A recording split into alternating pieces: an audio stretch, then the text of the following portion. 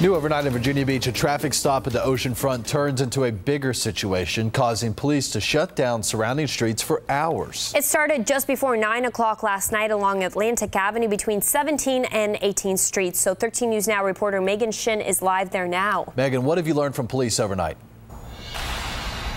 Dan, Christina, Virginia Beach police officers say the situation started as a traffic stop, then quickly changed when they found an unnamed substance inside the car.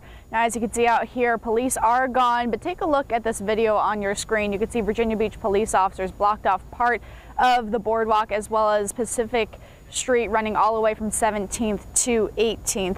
Now, police say one of their traffic safety officers spotted the car when the officer ran the car's tags, and police figured out it was actually stolen. Now, officers say the driver had several warrants in another part of Virginia, and police later spotted an unknown substance inside the car. As you could see, they called the hazardous materials team out to help, and people gathered to watch the scene from the sidewalk while police worked for hours. Now, police still haven't identified that unnamed substance that they found inside of the car, and we're still working to figure out the identity of the driver and what charges the driver faces. Reporting live in Virginia Beach, I'm Megan Shinn. Back to you guys. Megan, thank you.